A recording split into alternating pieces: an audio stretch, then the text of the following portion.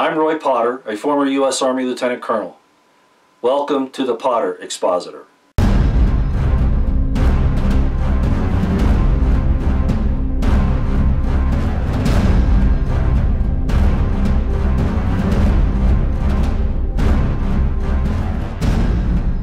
Hi ladies and gentlemen, it's May 9th, 2017, and of course today is a day to celebrate. We've waited for this type of thing to occur for a long time. A lot of us have worked very hard to make sure that President Trump understands that he has our support in this action. And what I'm referring to, of course, is that he fired FBI Director James Comey today. Long overdue, but giving President Trump the credit that he deserves, he probably needed to work this thing out in this manner, the way he has. Now, of course, the left, the Marxists, the progressives, people like Chucky Scammer, you know, Senator supposedly Schumer, and all of those people, Pelosi, etc., are saying that he's done this to stop the investigation of his Russian ties and those of his staff, etc. And of course, all of that is ridiculous.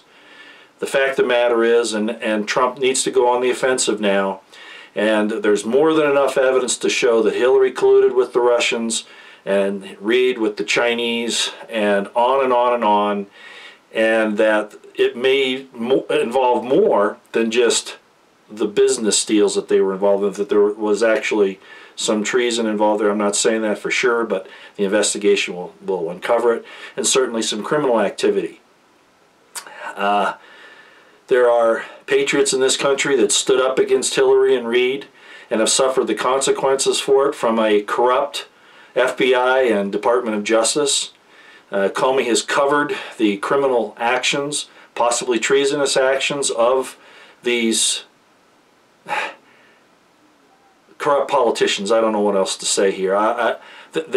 Politicians and people in government, they hold the positions that they do because the people created those positions of trust, in trust, that the people that have those positions will use their power to protect the God-given constitutional rights of the people. And unfortunately, that's of course not what has happened here. The people in power have used it to abuse the American citizenry across the board. And so we have a lot of work still to do, but I trust that President Trump now understands, if he didn't before, he certainly does now, that he cannot fix the country in the economic realm to give us prosperity if he leaves the thieves and the corruption in the political and appointed and sworn offices of this country where they should be in trust there to do the right thing, and they have not done that. So in order to really accomplish his goal of making us profitable again, of making us so that we have prosperity, he must remove the thieves, the liars, the murderers, the pedophiles, etc., etc. And starting at the top. Investigative-wise, you usually have to work up through the ranks from the bottom up, but I think he has shown today that he is willing to take that step. And President Trump, I want to thank you. I want to apologize if I thought that maybe you were fudging on this. And I just hope that this is just the tip of the iceberg. We need to go after McCabe. We need to go after Hillary, Reid. I could sit here and name a lot of people.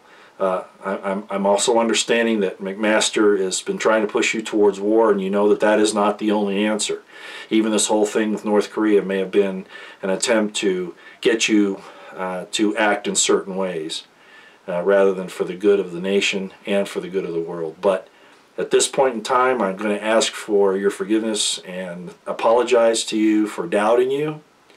And that doesn't mean that people like myself will not still want to hold your feet to the fire, because that's what the American electorate should do, is hold their elected representatives accountable for their actions, and that they ensure that those who are entrusted with positions under them are doing the right thing by the American people. And of course, the very first thing is to uphold the Constitution of the United States against all enemies, not just the foreign ones, and not just the domestic ones that that political hacks and corrupt politicians identify as such, but those who really are the enemies of this constitutional republic.